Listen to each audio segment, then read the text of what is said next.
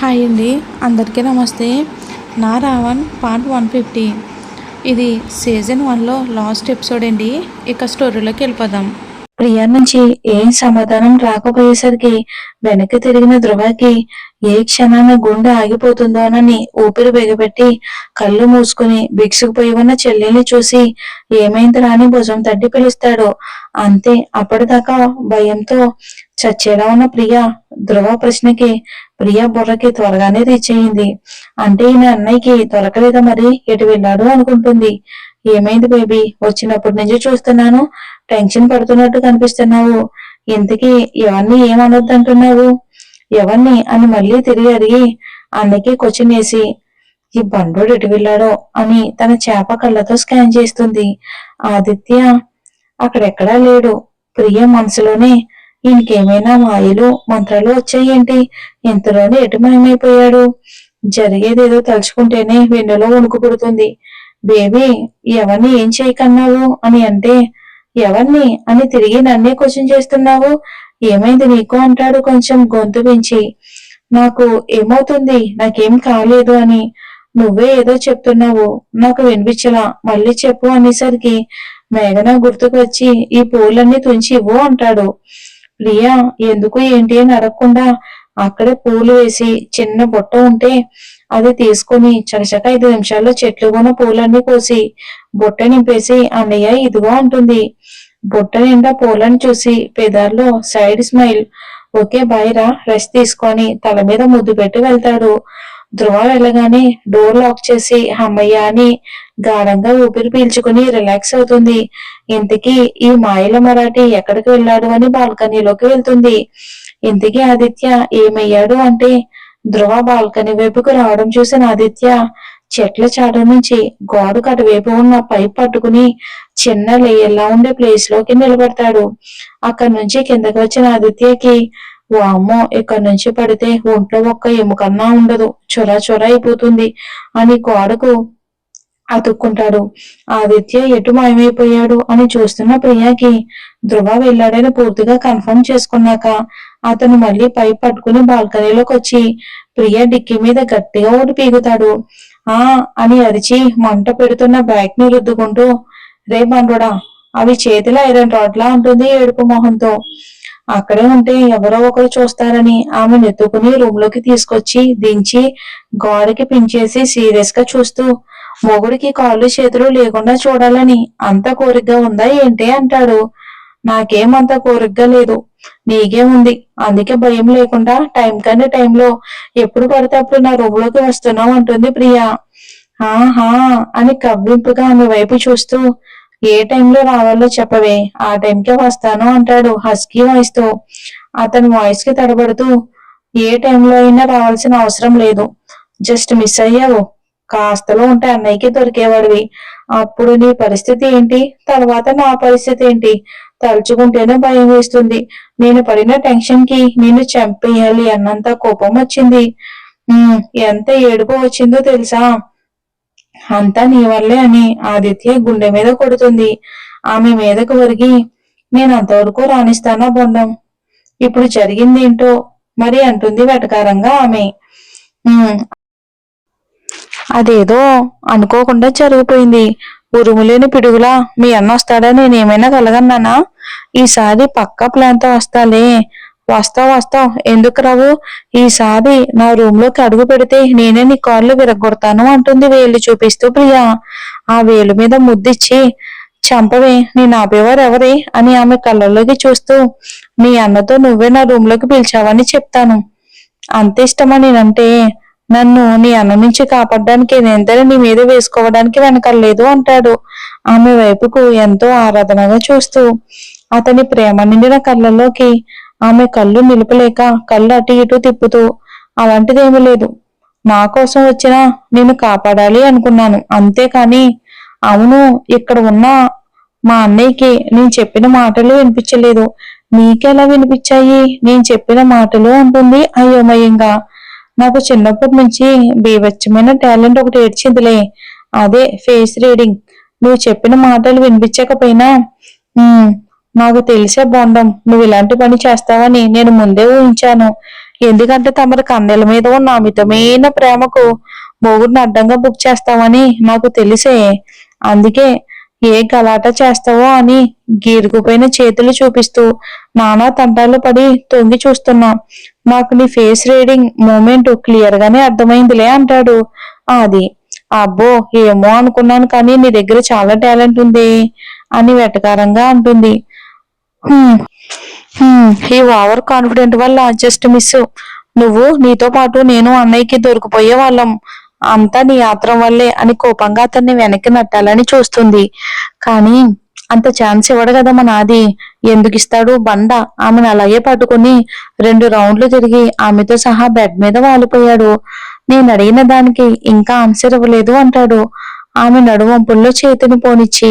Priya voice లో తీయటి పలుకు ఒకటి వచ్చింది. ఆమె తీయటి పలుక్కి ఆదిత్య నవ్వుతూ, నాకు తెలిసే నేనంటే నీకు ఇష్టం, ప్రేమ, ప్రాణమని అంటాడు. ఈసారి సున్నితంగా నడుమును మీటుతూ. ఇంకా నడుము మీద ఉన్న అతని చేతి మీద గిల్లుతూ, అంత లేదు, నీ బండబాడి మొయ్యలేక వచ్చిన సౌండ్ అది. లే మీద నుంచి అప్పడంలో నలిగిపోయేలా ఉన్నాను. మరీ ఇంత బరువున్నావేంట్రా బాబు అంటుంది వెనక్కి నెడుతూ. నువ్వెలా చెప్తే వినే రకానివి అయితే కాదు. ఆ లయన్స్ కి సిస్టర్ ఎలా అవుతావే నువ్వు? నిన్నెలా కాదు అని అతని పెదాలతో ఆమె పెదాలను ముడివేస్తాడు ప్రేమగా. గాలి కూడా చొరబడలేనంతగా. ప్రియకు కూడా మన నాది అంటే ఇష్టమే లేండి. ఇంకా సూరజ్ జాను ఎంగేజ్మెంట్ చేసిన కిరణ్ ఆలోచనలో అంతా కూడా శాంతిగా నిండిపోయింది. శాంతి సిచ్యువేషన్ గుర్తు చేసుకుంటే ఇప్పట్లో తను రికవరీ అయ్యేలా కనిపించట్లేదు. ఆమె కోమలో నుంచి బయటకు వచ్చి హెల్దీ అయ్యి తన ప్రేమను అంగీకరించి పెళ్లి జరిగేది ఎప్పుడుకో అని అనుకోగానే కిరణ్ కి మనసంతా బాధగా నిండిపోయింది. వాళ్ళ ఎంగేజ్మెంట్ చూసి ప్రాబ్లమ్స్ ఏమీ లేకుండా అన్ని సవ్యంగా ఉండుంటే అతని ప్రేమ విషయం చెప్పి ఆమెను ఎలాగోలా ఒప్పించి పెళ్లి చేసుకునేవాడు. ఈ పాటికి 2 పిల్లలు కూడా పుట్టేవారు అనుకోగానే కిరణ్ కళ్ళల్లో నీళ్లు తిరిగాయి. శాంతిని చూడాలి అనిపించి తన రూమ్ లోకి వెళ్ళాడు. బెడ్ మీద మిషన్ల మధ్య అచ్చనదంగా పడి ఉన్న ఆమెను చూసి అతని మనసు ఇంకా బాధకు గురయ్యింది. కానీ కొంచెం సంతోషించదగ్గ విషయం ఏంటంటే అప్పటికి ఇప్పటికీ కొంచెం బెటర్ గా అనిపించింది తను. మొన్నటి వరకు గుర్తుపట్టలేని విధంగా ఉన్న శాంతి రూపం మంచి ట్రీట్మెంట్ వల్ల ఆమె హెల్త్ ఇంప్రూవ్మెంటే కాదు, ఆమె రూపంలో కూడా చాలా ఇంప్రూవ్మెంట్ వచ్చింది. ఇప్పుడు ఆమె కళ్ళకి కనిపించే విధంగా బెటర్ గా ఉంది. ఇక సొట్టలు పడి ఎముకలు కనిపించే విధంగా ఉన్న ఆమె బుగ్గలు కొంచెం ఊరి వేళ్లకు అంది బుగ్గ గిల్లేలా ఉన్నాయి. ఆమె రూపాన్ని చూస్తూ ఆమె పక్కనే కూర్చొని శాంతిని తన చేతుల్లోకి తీసుకుని చాలా ప్రేమగా ఎమోషనల్ గా ప్రేమగా మిర్చి అని పిలుస్తాడు. అతని పిలుపు ఆమె మెదడుకి చెరించే స్థితిలో ఉంటే కదా ఆమె. మిర్చి, నా మాట వినిపిస్తుందా? ఎన్ని రోజులని ఇలా పడుకుంటావే? లే తొందరగా. నీ కోసం మీ అమ్మ, నీ బెస్ట్ ఫ్రెండ్ అమ్మతో పాటు ఓ ప్రేమ పిచ్చోడు తన సఖియ కోసం ఎంతగానో పరితపిస్తున్నాడో తెలుసా? తన సఖియ ఎప్పుడు లేస్తుందా, తన ప్రేమ ఎప్పుడు అంగీకరిస్తుందా అని 1000 కళ్ళతో ఎదురు చూస్తున్నాడు. ఆ పిచ్చోడిని ఈ పిచ్చోడిని అంతగా వెయిట్ చేపించావు. ఏడిపించడం నీకేమాత్రం బాగుందేంటే చెప్పు అని ఎమోషనల్ అవుతూ కొన్ని నిమిషాలు మౌనంగా ఉంటాడు. కొన్ని నిమిషాల తర్వాత ఇవాళ ఏం జరిగిందో తెలుసా అని సూరజ్ జాను ఎంగేజ్మెంట్ ఎలా జరిగిందో వివరంగా చెప్పాడు కిరణ్ శాంతికి. నువ్వు త్వరగా కోమలో నుంచి బయటకు వస్తే మనం కూడా పెళ్లి చేసుకుందాం అంటాడు. ఎంగేజ్మెంట్ కి ఓ ముహూర్తం, పెళ్లికి ఇంకో ముహూర్తం. అబ్బో చాలానే ఉన్నాయిలే. ఇప్పటికే చాలా వెయిట్ చేశా నీ కోసం. అంత ప్రాసెస్ వద్దులే, మనం ఏకంగా పెళ్లి చేసుకుందాం. ఇక ఏకంగా మనం పెళ్లి చేసుకుందాం. వెంటనే నాకు 2 పిల్లల్ని ఒకేసారి ఇచ్చేయాలి. I'm so happy. ఈ ఫీలింగ్ ఎంత బాగుందో కదా. ఇదంతా తొందరగా జరిగితే ఇంకెంత బాగుంటుందో ఒకసారి ఆలోచించుకోవే మిచ్చి. నువ్వు, నేను, మనకి 2 పిల్లలు, ఎంత బాగుందో కదా మన ఫ్యామిలీ పిక్చర్. అందులో మీ అమ్మగారు కూడా. చిన్నప్పుడే తల్లి తండ్రులను పోగొట్టుకున్న నాకు వాళ్ళ ప్రేమ ఎలా ఉంటుందో కూడా తెలీదు. మీ అమ్మలో మా అమ్మని చూసుకుంటాను.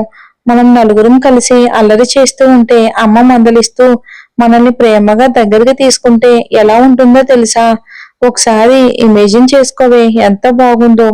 నీ ముందు ఇన్ని ఆనందాలు సంతోషాలు ఎదురు చూస్తూ ఉంటే వాటిని అందుకోవాలని లేదా? అలా ముద్దులా నిద్రపోతున్నావు. త్వరగా లేచి వీటిని నీ గుప్పెట్లో బంధించవే అంటాడు కిరణ్ బాధగా ఆమె చేతిని ముద్దాడుతూ. ఇక తెలియకుండానే అతని కళ్ళల్లో నుంచి కన్నీళ్లు కారి ఒక్కసారిగా శాంతి చేతి మీదకి జారిపోతున్నాయి. ఆమె నుంచి ఏ రెస్పాన్స్ కూడా రాదు. ఆ విషయం అతనికి తెలుసు. కానీ అతను అన్ని మాటలు చెప్పినా చిన్నపాటి రెస్పాన్స్ కూడా లేకపోయేసరికి అతనికి ఎక్కడా లేని నిరాశ, బాధే కలిగింది. చిన్నపాటి కదలిక కూడా లేదు. ఈ కర్రోడిని పెళ్లి చేసుకోవటమా అని లోపలే గింజుకుంటున్నావా ఏంటే? నువ్వు ఎంత గింజుకుని నరాలు తెంచుకున్నా సరే ఇక నాతో పెళ్లి పిల్లలు తప్పదు. మర్యాదగా తొందరగా లేచి నా ప్రేమను అంగీకరించి పెళ్లి చేసుకుంటేనే మంచిది. లేకపోతే రాక్షస వివాహం తప్పదేమిచ్చి అని ముందుకు వంగి గాఢంగా ఆమె నుదుటి మీద ముద్దు పెట్టుకుని ఆమె చెవి దగ్గరకు వెళ్ళి, తొందరగా లే, నా మాటలు వింటున్నావనే అనుకుంటున్నాను అని ఆమె పెదాల మీద చిన్న ముద్దిచ్చి, బాయ్ మిర్చి, నాకు వర్క్ ఉంది, నేను మళ్ళీ తర్వాత వస్తాను అని ఆ రూమ్ లో నుంచి బయటకు వెళ్తాడు. అతను ముద్దు పెట్టి విని తిరగగానే ఆమె కంటి కొనల నుంచి కన్నీళ్లు జలజల రాలిపోతూ ఉంటాయి. ఆమె ఎడచెయ్యి పైకి లేపడానికి ట్రై చేస్తుంది ఎడమ చేతిని. కానీ అప్పటికే కిరణ్ బయటికి వెళ్ళిపోతాడు. ఇంకలా రోజులు కూడా గడిచిపోతున్నాయి. రోజులు సంవత్సరాలు కూడా అవుతున్నాయి. ఇక బోనాకి సూరజ్ పెళ్లి ఇష్టం లేకపోయినా ఇక సిద్ధు ముందు తన ప్లాన్లు ఏమీ ఫలించవని సైలెంట్ గా ఉంది. హేమంత్ కూడా సిద్ధు గురించి తెలిసి ఏమీ మాట్లాడలేకపోయాడు. ఇక సిద్ధు ధ్రువకి మేఘ్నాకి కూడా పెళ్లి చెయ్యాలి అనుకున్నాడు. కానీ ధ్రువ తన మనసులో ప్రేమని తెలుసుకోలేకపోతున్నాడు. ఎలా, ఎన్ని సంవత్సరాలని ఇలా? అందుకే అమ్ము సిద్ధు కలిపి ఒక ప్లాన్ అయితే వేశారు. మేఘనాకి పెళ్లి సంబంధాలు చూస్తున్నట్లు ఇంట్లో అంతా కూడా హడావిడి చేశారు. ఉదయాన్నే అప్పుడే ధ్రువ జిమ్కి వెళ్ళి వచ్చిన తర్వాత ఇంట్లో ఏంటి ఇంత హడావిడిగా ఉంది అని అడిగాడు. ఈ రోజు మేఘనాకి పెళ్లి చూపులు అని చెప్పింది అమ్ము. ఒక్కసారిగా ధ్రువ గుండె ఆగినంత పని అయ్యింది. పిడికిలు బిగిసుకుంది కోపంతో. మేఘన మీద కోపం తన్నుకొచ్చింది. సిద్ధు రాగానే, అన్నయ్య, ఈ రోజు మేఘనకి పెళ్లి చూపులా అని అడిగాడు కళ్ళల్లో కళ్ళు పెట్టి సూటిగా.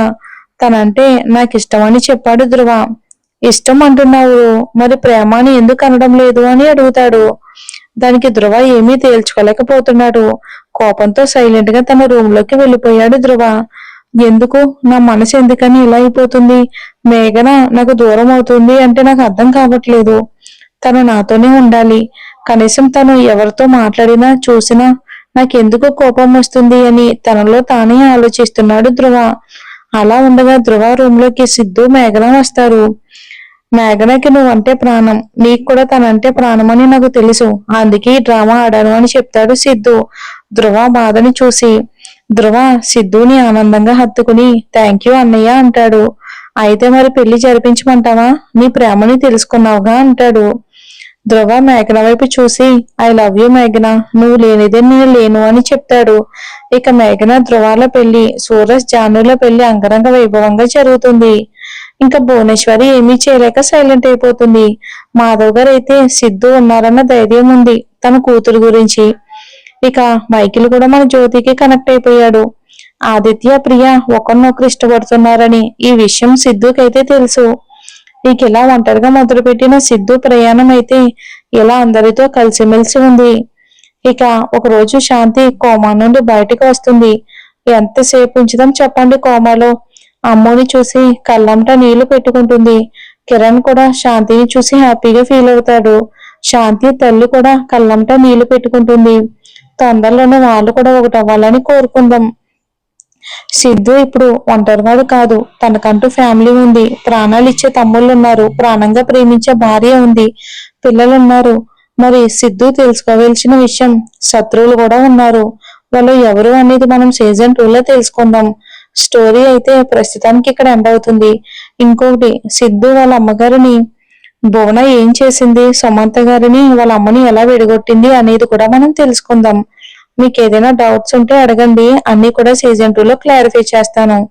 ఇప్పటికి ఇది ఎండ్ అవుతుంది. ఒక 1 month పట్టొచ్చండి సీజన్ 2 రావడానికి. అందాక న్యూ స్టోరీ కూడా స్టార్ట్ చేస్తున్నాను. అది చూసి ఎలా ఉందో కామెంట్ చేయండి. నచ్చితే తప్పకుండా కంటిన్యూ చేస్తాను. ఈ స్టోరీ ఇప్పటి వరకు ఆదరించిన ప్రతి ఒక్కరికి మనస్ఫూర్తిగా ధన్యవాదాలండి. ఈ 150 ఎపిసోడ్సే అనుకున్నామండి, ఇంకా సీజన్ 2 రాయాలి. అందులో సిద్ధు తన శత్రువులను ఎలా ఎదుర్కొంటున్నాడు అనేది మనం చూద్దాం.